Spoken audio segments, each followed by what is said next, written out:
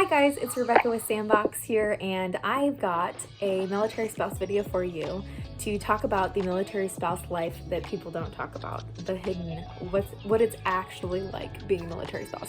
I could go on for days to tell you what it's actually like being a military spouse because the experience has so many ups and downs, different things that happen, and I feel like a short video isn't going to give you the full extent of what it's like being a military spouse, but I'll throw it out there and I'll let you know a little bit of what I've experienced being a military spouse.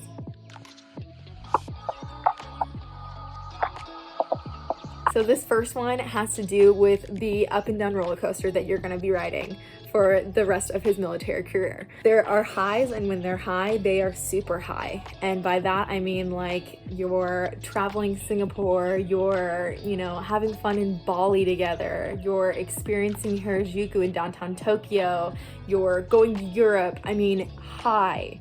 Very, very cool moments that you would not be able to experience unless he was in the military. Now there are also lows to that because with travel come complications. If you move overseas, you're going to be away from your family for holidays and for birthdays, and there are hardships that come with being in the military, granted, but it's a roller coaster. You get those highs and you get those lows, so it all kind of equals out in the end.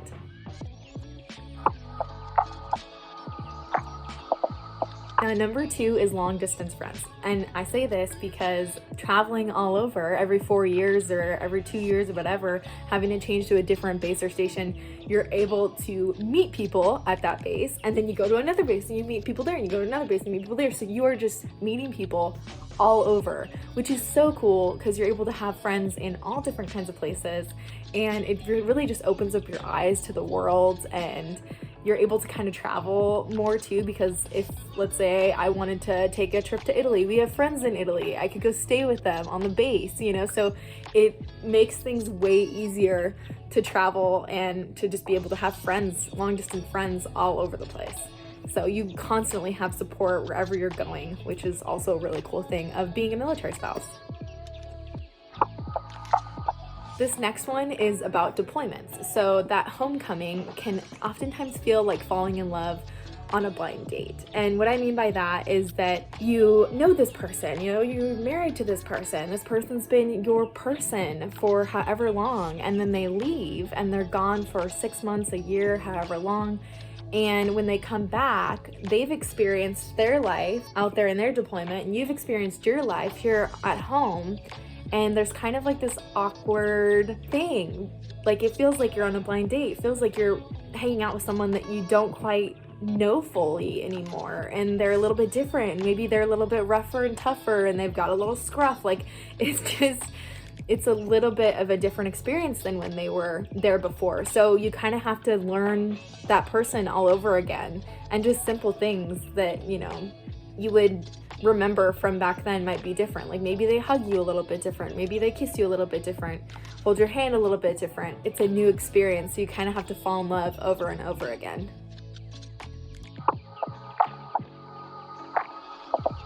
This next one is about moving overseas, and moving overseas can cause you a panic attack, and I mean that in that there are so many changing pieces to moving overseas. Even when we were moving over the first initial couple months, we had to get all of our stuff put into a storage unit, and then at that point we were put into an apartment. And once we got into that apartment, there was just like stuff everywhere. Boxes from the floor to the ceiling with random stuff, and the packers do not pay attention most of the time.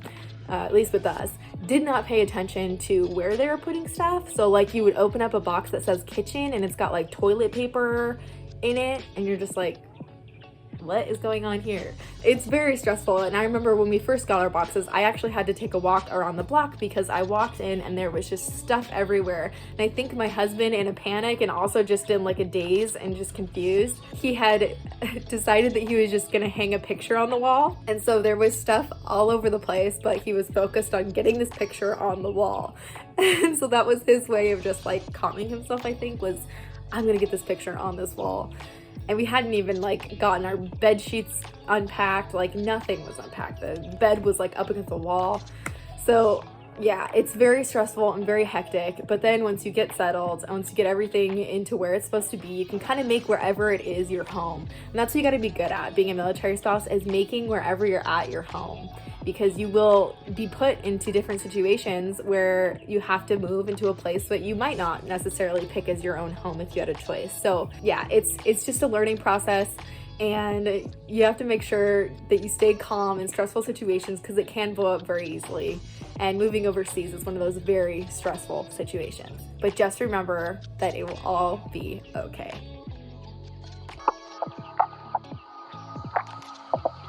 This next one is that you have to reinvent yourself, or you can, if you want to, reinvent yourself every 2 to 4 years whenever you move. I have been a personal trainer.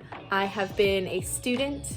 I have been, right now, I'm working in marketing. So, I mean, constantly reinventing yourself to whatever you end up being at that base. I was able to do some really cool stuff. We're in Japan. I got into broadcast. Where you end up, there's different opportunities for you. And it may kind of be a struggle at first to get yourself into a niche and find something new. But it is such a cool experience, because I have a long list of things that I can do. Whereas if I was staying in one profession and one career, I might not have that long list. I might just have 3 things on my list. It is cool to broaden your horizons and be able to learn and experience more than you normally would just being a civilian.